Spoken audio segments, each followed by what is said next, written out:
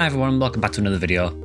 As part of my journey experiencing all of the classic Phantasy Star JRPGs, I recently played through Phantasy Star 3 Generations of Doom.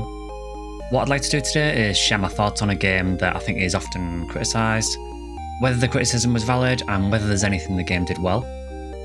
All of the footage that you're seeing here was captured from my live streams where I played through the entire of one playthrough. And at the time of recording, I'm now going through Phantasy Star 4, so if you're interested in that, feel free to check out my Wednesday streams. So first, a brief history. The original Phantasy Star launched in 1987, establishing the franchise. In 1989, Phantasy Star 2 released, which brought the series to the relatively new at the time SEGA Genesis/Mega Drive. And both games were generally quite well received. When the time came to develop Phantasy Star 3, many of the team members who were involved with the previous two games were instead actually working on another game instead. Now, I'd always assumed, given the time frame, bear in mind that we're getting towards 1990 at this point, I'd always assumed that that game was Sonic the Hedgehog. However, after doing a bit of research, it turns out that actually the members were working on a Mega Drive port of a game called Sorcerian, and that included team members such as Riko Kodama. This meant that the development of Phantasy Star 3 was actually headed up by a completely different team, one that had been mainly responsible for arcade-to-home ports of games like Golden Axe and Super Hang-On, and the game finally released in 1990. So given that the game had a completely different development team, did the game change drastically from the previous two games? Somewhat, yes. But before we start getting talking about the story of Phantasy Star 3, just to say this will contain spoilers for a game from 1990. I think you've had time to play it by now. So the game starts with you playing as Prince Rhys of London, who's on his way to his wedding, where he's to wed a woman called Maya.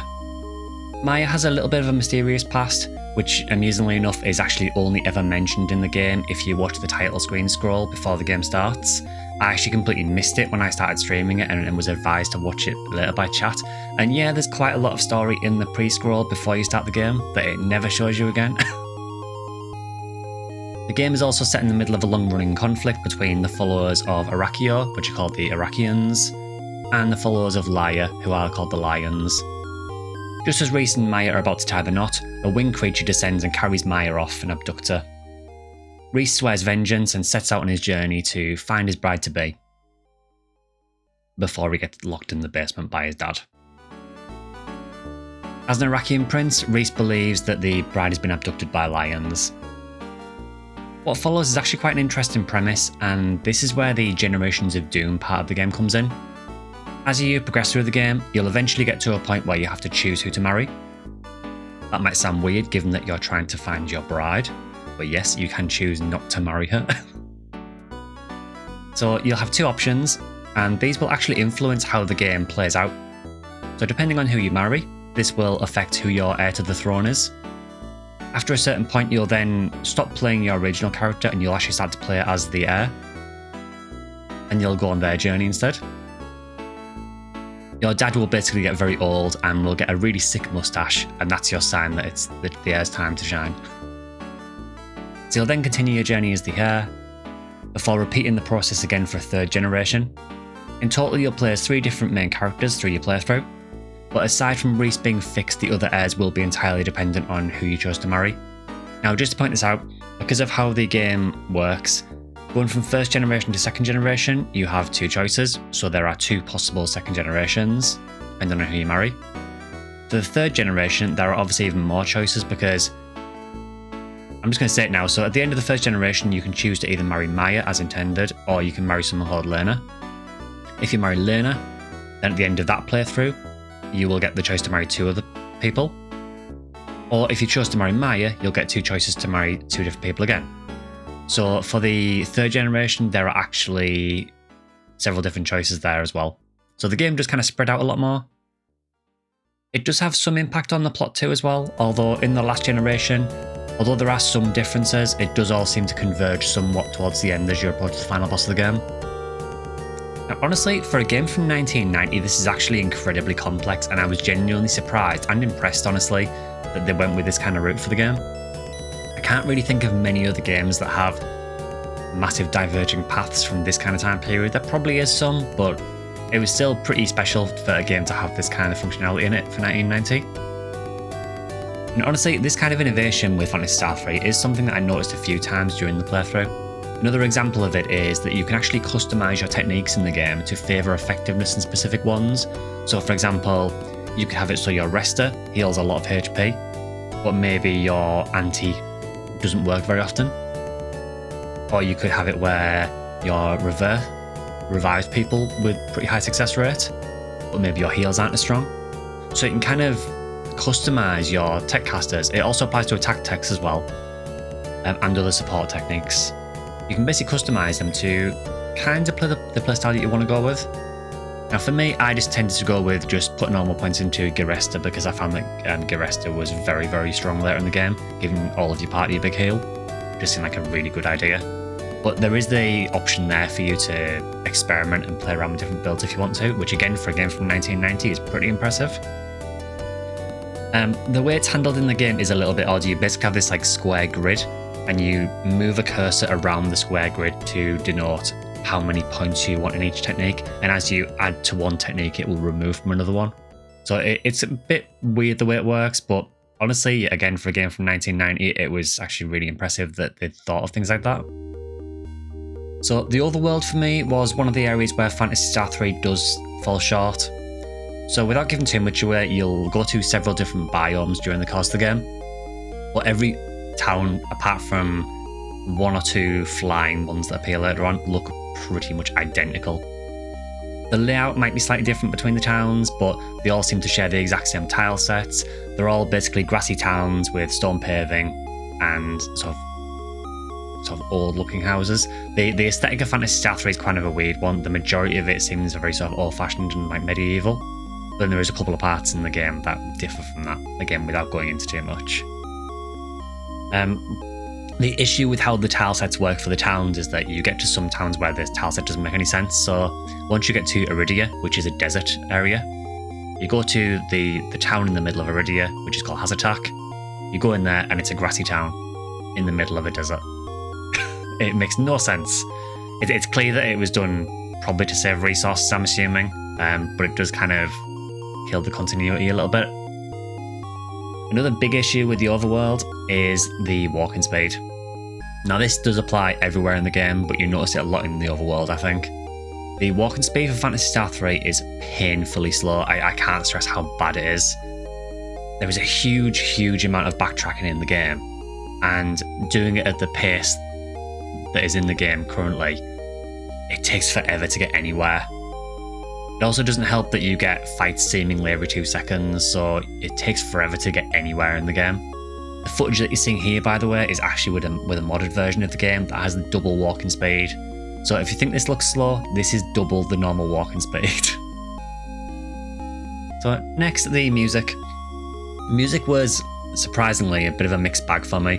Now, music is generally always a really strong point of the Phantasy Star series. For 3, it was a bit of a mixed bag. I absolutely love some of the tracks, so the opening theme, for example, I think is great. I really like the opening theme.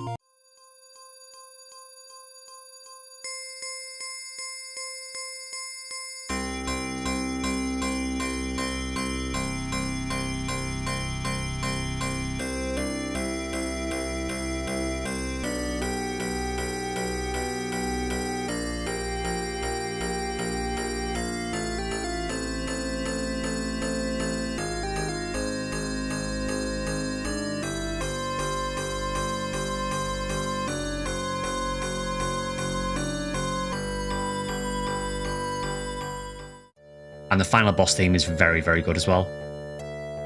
There is also a nice Easter egg with the overworld, where the overworld theme actually adds more instruments to the track as you gain more party members, which I thought was a really nice touch. It starts out when you first start the game as Reese, and you're just on your own. It starts out kind of quite gloomy and depressing, because there's barely anything to the theme. But as you add more characters, it will add more instrumentation, and it ends up sounding much more heroic as you get more party members. Which I guess is the whole point of it, but I thought that was a really cool feature to have in the game. Nice little Easter egg. However, we have to talk about the battle music. The battle music is atrocious. Phantasy Star 3 uses a dynamic music system in its battles, which again is something genuinely impressive for the age of the game. However, the way that it does it is quite abrupt. So the way it works is, once you start a battle, you'll be treated to a very, very monotonous, repeating riff until the first action is carried out in battle. After that, the music will then shift during the fight depending on the situation. Now the way it's meant to work is, it's meant to play kind of gloomy and more tense music if you're losing the battle, and then more heroic music if you're beating the enemy. In reality though, as I was playing it, it did seem to kind of jump around quite randomly.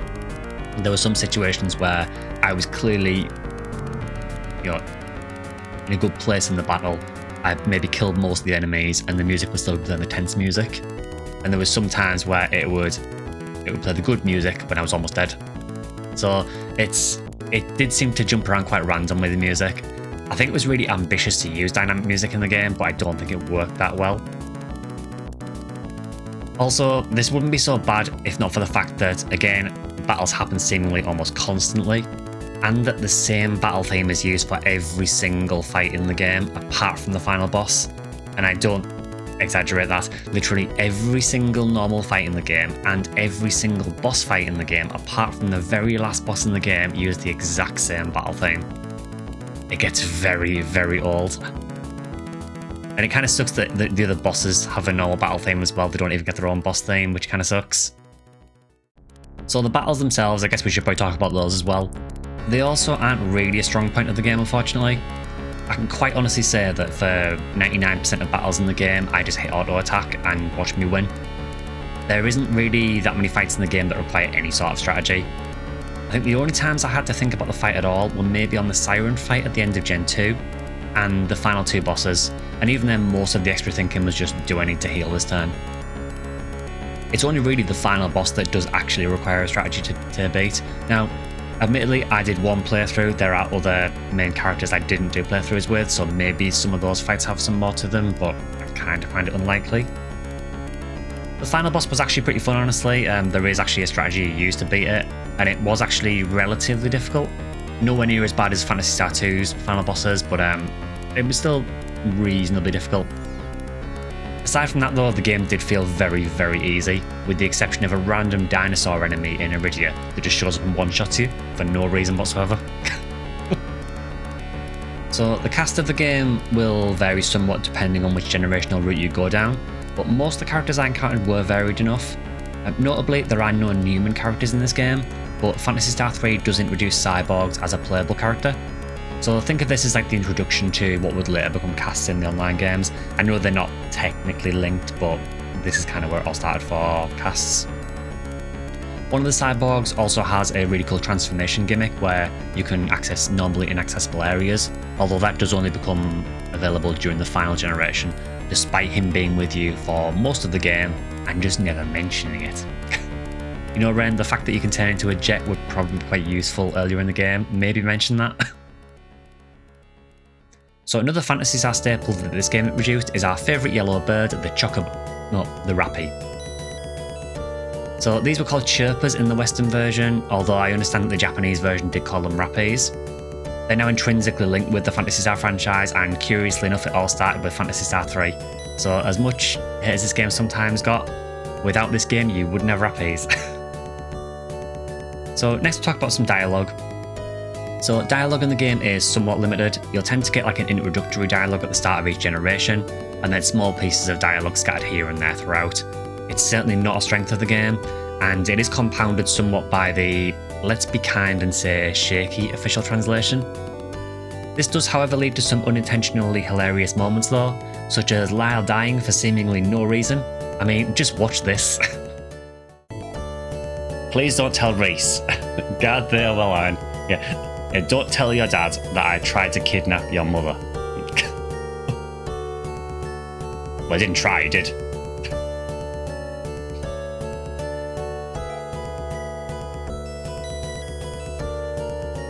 Oh, okay, that was unexpected.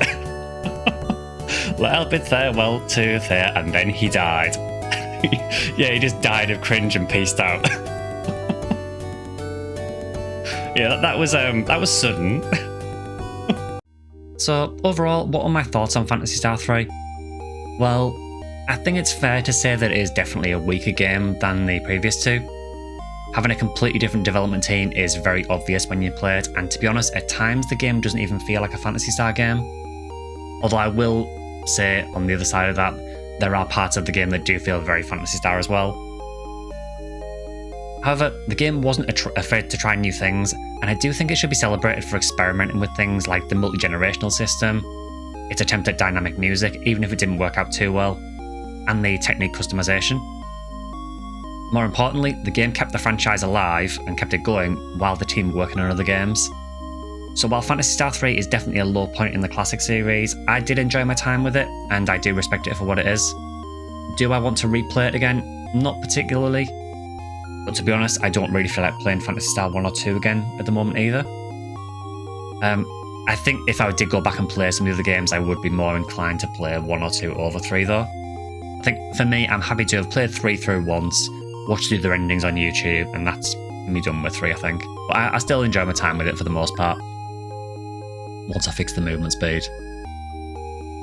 So it's actually funny because there does seem to be a bit of a curse with the Phantasy Star series, which is where the third game seems to have either perceived or actual issues. Obviously, we've talked about Phantasy Star 3 this episode, but also PSO Episode 3. You know, it was very, very divisive when it released. I personally think it's a good game, but a lot of people didn't like it. And if you want to count NGS version 2 as the third PSO2 game, then you could make the same argument there, although that is a bit of a stretch. Anyway, I hope you enjoyed this look back at Phantasy Star 3. I really don't think the game is as bad as people make it out to be sometimes, but it does definitely have some issues for sure. That said, I would still recommend checking it out if you are a big Phantasy Star fan, if you've never tried it.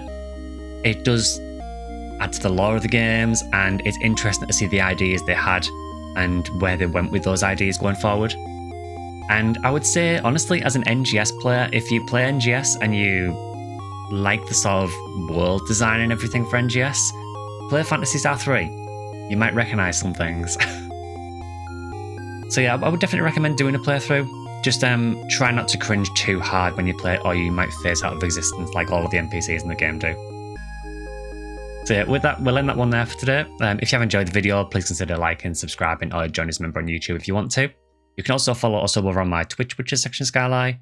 I have an X and a Bluesky that are both SectionSkyly, and you can also join my Discord channel as well, which will be a link to in the description. So whatever you're doing, hope you're having a good day. Try not to, cringe out of existence, and I'll see you next time.